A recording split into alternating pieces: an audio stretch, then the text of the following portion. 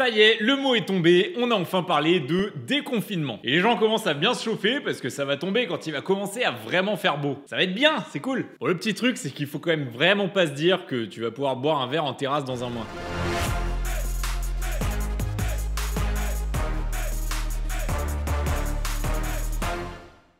Il fait beau, les oiseaux chantent, il y a des rumeurs comme quoi le virus tiendrait pas l'été. Et de toute façon, en France, Macron il a donné une date, c'est le 11 mai. Bref, on va pouvoir ressortir le slip rouge, le barbecue et la piscine gonflable. Ça va être cool. Bah non. Non, ça va pas se passer comme ça. Le confinement, bah ça marche un peu comme si tu t'étais mis à faire un régime après 2 mois de vacances, à manger des churros et des glaces sur la plage en continu. Donc en gros, t'es plein de coups de soleil, t'as pris une bonne dizaine de kilos parce qu'en plus des churros et des glaces, tu faisais barbecue bière tous les soirs, et que faire la crêpe sur la plage toute la journée, bah ça aide pas vraiment à perdre des calories. Donc le moment où tu vas rentrer de vacances chez toi dans un endroit où il y a moins de soleil, où tu vas te remettre à manger sainement et tu vas te remettre à faire un peu de sport, bah les 2 premières semaines, tu vas pas avoir de différence sur tes kilos ni sur tes coups de soleil. T'auras beau manger du brocoli vapeur et faire des abdos tous les jours, il y aura rien se passer du tout. Ta petite bouée va rester bien accrochée. Au bout de la 3e semaine à manger que des trucs verts et à faire du sport tout le temps, tu vas commencer à avoir des bons signaux. Donc l'espèce de peau dégueulasse pelée de tes coups de soleil là, elle sera partie, tu vas recommencer à prendre ta couleur normale et tu vas commencer à perdre 1 ou 2 kilos, ça va se voir un peu sur la balance. Bon, par contre le brocoli, tu commences à vraiment en avoir ta claque, donc tu commences à zioter un petit peu les Kinder Bueno qu'il y a dans ton placard. Mais en fait, on en est exactement là au niveau du confinement. On est au moment où les signaux commencent à devenir meilleurs, où le nombre de morts quotidiens commence à baisser et où les hôpitaux commencent à sortir de leur état de saturation totale. Et en fait, c'est assez facile, c'est presque normal de se dire que vu que la courbe des morts et des gens en réanimation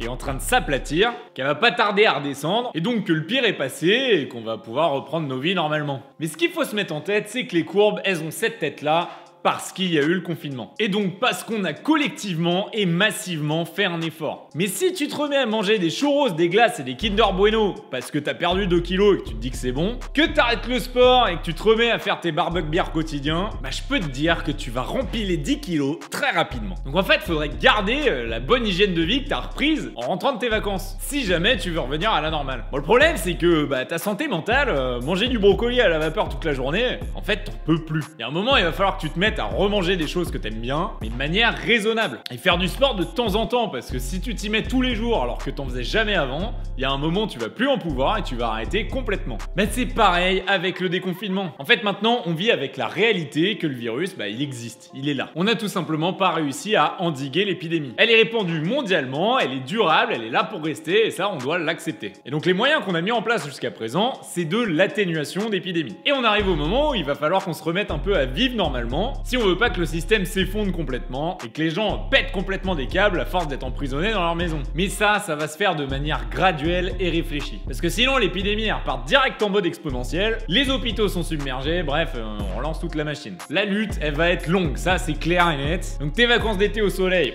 tu peux oublier. Le voyage en sac à dos que t'as prévu en novembre, tu peux oublier. Et même les transports, ils vont être réouverts de manière hyper graduelle. Déjà en France, on parle d'interdire les transports entre régions. Alors les transports internationaux qui sont pas vitaux, alors là, ça va pas être pour tout de suite. On va vivre avec ce virus pendant très longtemps, au moins jusqu'à ce qu'il y ait un vaccin qui soit développé. Et pour ça, on parle de minimum 2021, voire 2022. Et encore ça, c'est parce qu'il y a plein de labos dans le monde qui se sont mis à courir après ce vaccin parce que c'est un truc mondial. Parce qu'en temps normal, entre le moment où tu te mets à bosser sur un vaccin et le moment où il sort pour le grand public, il se passe 10 ans. Parce qu'il y a trop de tests à faire. Déjà, tu commences à en faire sur les animaux. Après, t'en fais sur les humains. Et après, tu fais ce qui s'appelle des essais cliniques. Et ça, c'est une durée qui est complètement incompressible. Parce que tu veux tester que ça marche sur pas mal de gens avant vraiment de le diffuser à grande échelle. Bref, pour le coronavirus, on parle au mieux d'avoir un vaccin en septembre 2021. Donc bon, on arrête de croire qu'on aura un vaccin dans 6 mois. Hein. C'est pas le cas. Et le deuxième truc dont j'ai envie de parler aujourd'hui, c'est les gens qui disent: ah ouais, moi j'ai entendu dire que vu que les fumeurs ils sont pas touchés par le virus, bah je me suis mis à fumer.